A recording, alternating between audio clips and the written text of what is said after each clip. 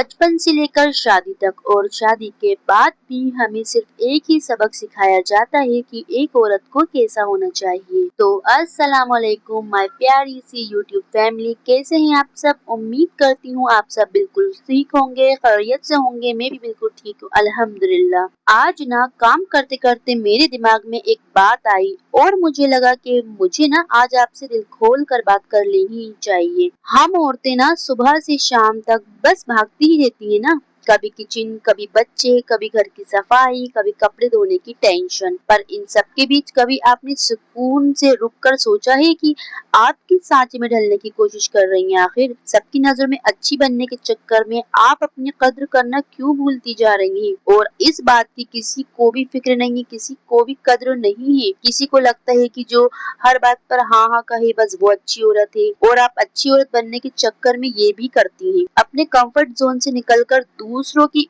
उन बातों पर भी, उन कामों पर भी हाँ कर देना जो आपने कभी अपने लिए, खुद के लिए भी ना करे हो। और किसी के लिए अच्छी औरत वो होती है जो सबकी डांट और ताने चुपचाप बर्दाश्त कर ले। मैंने ना कई लोगों को यहाँ तक कहते सुना है कि औरत का ना अपना कोई वजूद ही नहीं होता, वो जहाँ जाए वहाँ ढल जाना चाहिए। लेकिन क्या ये सच है? क्या आपकी जिंदगी का मकसद सिर्फ दूसरों की उम्मीदों पर ही खरा उतरना ही? आज मैं आपसे इस चीज पर गहरी बात करने वाली हूँ। आपने अक्सर नोटिस किया होगा कि जब भी आप ना अपने लिए कोई बड़ा फैसला लेने लगती हैं, चाहे वो कोई छोटी सी खुशी ही क्यों ना हो या फिर कोई बड़ा कदम, सबसे पहले आपके दिमाग में ना एक ही डर आता है कि लोग क्या कहेंगे। तो एक बात अच्छे से अपने दिमाग में बैठा लीजिए कि ये जो लोग हैं ना, चार लोग हैं ना, जो ये बिल्कुल ही फ्री फोकट है। इनका काम ही होता है दूसरों के घरों में झांकना, दूसरों के कामों में टांग अड़ाना, क्योंकि इनकी अपने घरों में तो कोई सुनता नहीं है, इनकी अपने घरों में कोई दो कौड़ी की वैल्यू नहीं होती। इसलिए ये चार लोग ना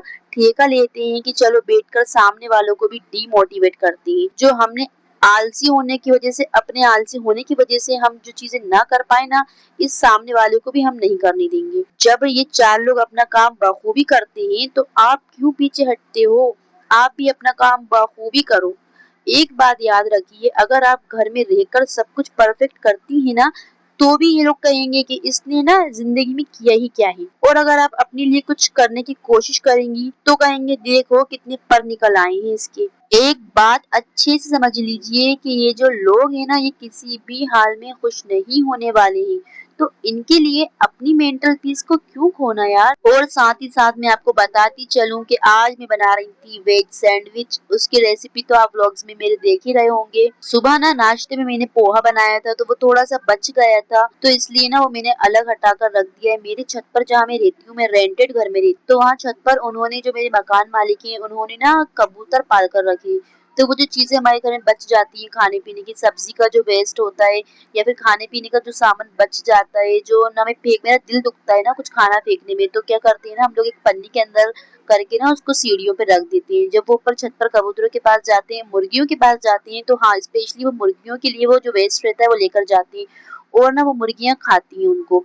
तो इससे हमारी चीजें वेस्ट भी नहीं होती है, हमारा दिल भी नहीं दुखता और वो चीजें मुर्गियों के काम भी आ जाती है। यहाँ तक कि अंडे के छिलके तक खाती हैं मुर्गियां। मुझे तो ना ये बात पता नहीं थी, पर हमारे मकान मालिक ने कहा कि आप जब भी आपके घर में कुछ बच जाए या कुछ वेस्ट निकले, सब्जियों के, टमाटर के छिलके, प्याज के छिलके, तो आप ना एक पन्नी में करके सीढ़ियों पे रख दिया करें, वो हम मुर्गी को खिलाते हैं, मुर्गियां एक सी चीजें खाती हैं। तो मैंने कहा यार ये चीज तो अच्छी है, इससे मेरा खाना भी वेस्ट नहीं होगा और मुर्गियों का पेट भी भर जाएगा। तो ये सारा वेस्ट ना, हम जो पोहा बचा है ऊपर मैं अभी रख दूंगी सीढ़ियों पर, तो वो मुर्गी खा लेगी उसको। और ना साथ ही साथ मैं सैंडविच बनाने की तैयारी भी कर रही थी। देख सकते हो आप लोग, मैंने दो दो सैंडविच के हिसाब से 6 ब्रेडें निकाल ली थी कि 2 मेरे हस्बैंड खा लेंगे, 2 मैं, आई मीन 12 ब्रेड निकाल ली थी, जिससे ना 2 सैंडविच बन जाएंगे मेरे हस्बैंड के, 2 मेरे और मेरी बेटी के लिए 2। पर ना मेरी बेटी ना एक ही सैंडविच खा पाई थी, एक उसने बचा दिया था। मेरे हस्बैंड को ना ये सैंडविच इतने अच्छे लगे कि वो जो अमायरा ने सैंडविच बचाया था ना, तो वो मेरे हस्बैंड ने ही खाया था। और साइड में मैंने जल्दी से चाय भी चढ़ा ही दी थी, सबसे पहले मैंने चाय ही चढ़ाई थी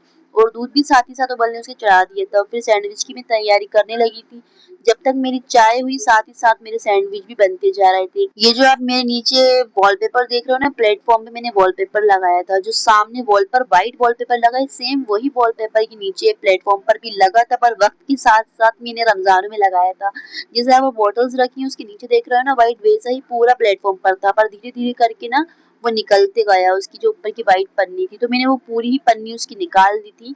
अब मैं एक वॉलपेपर लेकर आई हूँ, सेम जो व्हाइट दीवार पर लगा है ना सामने, वैसा ही।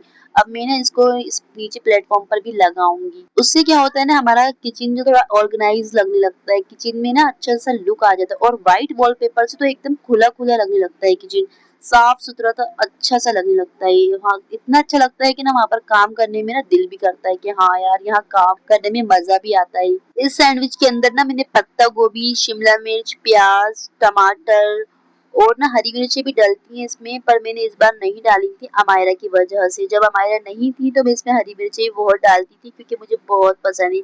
और इसमें सॉस और सैंडविच वाला वीवा का मेयोनीज मैंने डाला था, जो कि बहुत ही टेस्टी है, स्पेशली सैंडविच के लिए ही होता है। और ना ये वीवा का मेयोनीज में लेकर आई थी मार्ट से, by one get one free offer था तब। खैर बातों ही बातों में मेरे पूरे सैंडविच बन गए थे, बस इसके अंदर मुझे फिलिंग करना थी। फिलिंग करके और ना एक बात और, जो ब्रेड के जो आसपास ब्रेड क्रस्ट है ना, इसको मैं काट कर ना अलग कर देती हूँ। बट ना इस बार मेरे हस्बैंड ने कहा नहीं तुम तो ऐसे ही बना दो, बहुत जल्दी उनको भूख लग रही थी, तो इसलिए ना मैंने ब्रेड कॉर्नर्स काटे नहीं है, उसके बिना काटे ही मैंने ऐसी फिलिंग कर दी थी। और इसको मैं बटर लगाकर सेकती भी हूँ।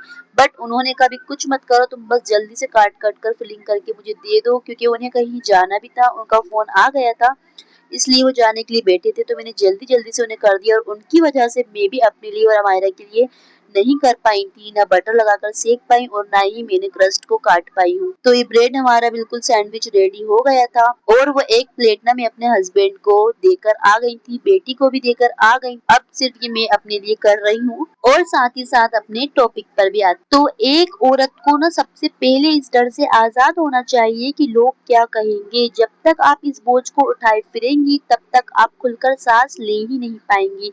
जो बातें हमें सुकून नहीं देती उन्हें जिंदगी की अलमारी से निकालकर बाहर फेंक देना ही बेहतर होता है। हमें हमेशा सिखाया जाता है सब्र करो बेटा, खामोश रहो। सब्र करना बहुत अच्छी बात है, मैं ये नहीं कहती कि आप बिल्कुल बेसब्र हो जाएं, बल्कि मेरे दादा ने मेरा नाम साबरा इसलिए रखा था कि वो मैं ना सब्रदार बनूं। लेकिन हर गलत बात पर चुप रहना सब्र नहीं होता, बल्कि खुद पर ही जुल्म करना होता है। एक स्मार्ट और मजबूत औरत को पता होना चाहिए कि उसकी बाउंड्रीज क्या है। जहाँ आपकी इज्जत ना हो, जहाँ आपका मजाक उड़ाया जाए, या जहाँ बिना वजह आप पर कंट्रोल करने की कोशिश की जाए, वहाँ चुप रहना बंद करना होगा। इसका मतलब ये नहीं है कि हम लड़ाई झगड़ा करें या बदतमीजी करें, बिल्कुल नहीं। अपनी खामोशी में भी एक ऐसी ताकत होनी चाहिए कि सामने वालों को समझ आ जाए कि वो आपका मजाक नहीं बना सकता। उसे आपसे रिश्ता रखना है तो आपको इज्जत भी देनी होगी, और वो आपको कंट्रोल नहीं कर सकता। जहाँ जरूरत हो वहाँ बिल्कुल तमीज पर मजबूती से नो कहना सीखे, क्योंकि जो औरत अपनी इज्जत पहले खुद नहीं करेगी ना, तो ये दुनिया उसकी इज्जत कभी भी नहीं करेगी। रिश्ते निभाना एक औरत की सबसे बड़ी खूबी होती है, और हम पूरी जान लगा देते हैं अपने परिवार को जोड़ के रखने में, लेकिन अपने दिमाग का सुकून सबसे पहले है। अगर आप अंदर से खुश नहीं है तो आप अपने बच्चों को या अपने शोहर को कभी एक खुशगवार माहौल नहीं दे पाएंगी। आज के लिए बस इतना ही। अब मिलते हैं कल नेक्स्ट व्लॉग में। और अगर आपको ये वीडियो ये व्लॉग पसंद आया हो तो प्लीज मेरे चैनल को सब्सक्राइब करें, ताकि रोज हम मिल सके और ऐसे नए नए टॉपिक्स पर बात कर सकते हैं। मिलते हैं कल के नए व्लॉग में, तब तक के लिए बाय, अल्लाह हाफिज।